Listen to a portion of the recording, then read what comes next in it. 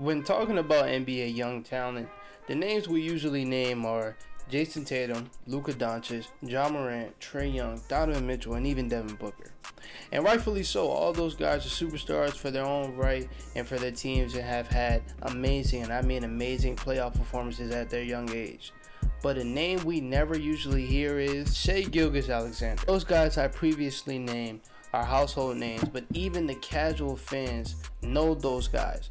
But when it comes to a talent like Shai, everybody in the world should know Shai, but they simply don't because of the situation that he's been put in. Shai Gilgeous-Alexander was drafted to the Los Angeles Clippers in 2018 with the 11th overall pick. He played a very big part of that 2018-2019 Clippers team, who surprisingly made the playoffs that year. And even in the playoffs, he had a game where he had 25 and 5. Summer of 2019, Shai Gilgeous-Alexander was involved in a blockbuster trade that would send him and Danilo Gallinari, along with multiple picks, to the Thunder in return for Paul George. Completely shocked everyone with that trade, because right after that trade, Kawhi Leonard announced that he was going to sign with the Los Angeles Clippers, so it was all a plan. And his first year with the Thunder, again, he played a huge part in his team overachieving as they finished that year as the 5th seed in the Pac West, and in his second year, he was the leading scorer of a playoff team.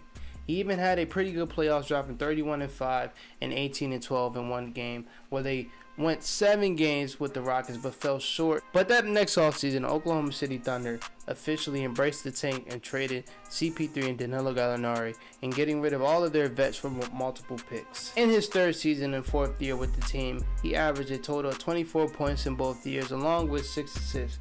Now in those seasons, the Thunder always had one of the worst teams in the league, but it never felt like they were out of games, because one, they always had a top 15 defense, and it was kind of crazy because they never really had a true center. It would be times they'll start Jeremiah Robinson-Earl or Mike Muscala, but they still had a top 15 defense, which was crazy. And another part of them being so good and why they kept close in games was Shai Gilgeous-Alexander. Shai is one of the best bucket getters in the league still to this day, as we see him averaging 30 points, shooting 54% from the field and 30% from the three. He's a dominant scorer at times. It's some guys that can score whenever they want, and he's one of them. When it comes to one-on-one, he's damn near the toughest matchup in the league because of how shifty and how crafty and how he plays at his own pace. It's really hard to stop. He gets to the rim at a will at sometimes because he's just a skilled individual.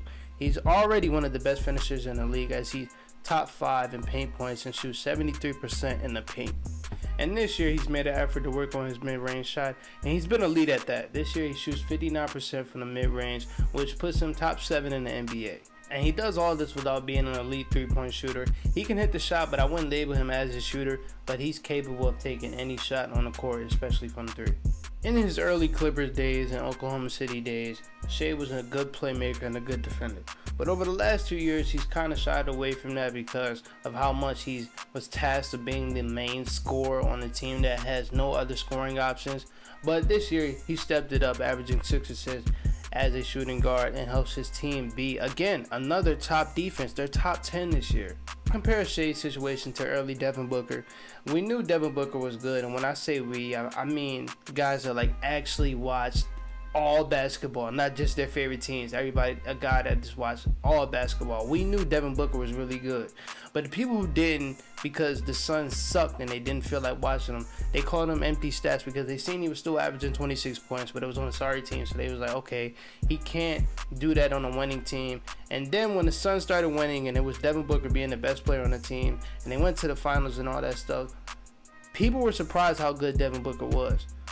We're going to see that same thing with Shai Gilgeous-Alexander, where people will get surprised when the Thunder start winning, and they'll see that Shai is a top scorer in the league, one of the best players in the league, and he's going to be a best player on a playoff team soon. They're going to start waking up on Shai, but as of right now, they have similar situations. I can't wait till the Thunder get out of this rebuild, because right now I see Shai as a top 20 player. He's a complete package, elite scorer, good playmaker, can shoot, can defend, is a good leader. But if I say Shai is top 20 and is better than some guys they put over him, it'll look crazy because Shai is not winning. And I feel like that's unfair to his situation. He didn't choose to get traded to the Thunder. He didn't choose for the Thunder to be a rebuilding team. That's just what was given to him. He had to. And we see what he's doing on this team, getting all the attention and still averaging the crazy numbers that he's averaging. But we gotta look at this and like pay attention. Like, we can't use him being on the Thunder and them winning probably 25 games in the season. We can't use that against him when we talk about how good he is and when we compare him to other players. Some guys above him are solely above him because they are winning, because Shai can be a number one on a really good team. He just been on a rebuilding team, but when the Thunder have a good team again and they play in the playoffs, we'll see that Shai Gilgeous-Alexander is a superstar. He's a superstar, top 3 shooting guard in the league. If you want to put him at point guard, he's a top 6, top 7 point guard in the league. He's one of the best players in the league. So my hope is that the Thunder wrap up this rebuild pretty soon. Chet comes back next year. They have another top pick, and Shai's going to lead them to the playoffs. And then he probably will lead them to the play-in this year because, again, they're overachieving, and he's a huge part of it. But that's it for this video. Make sure you like and subscribe, share with your friends. I'm out.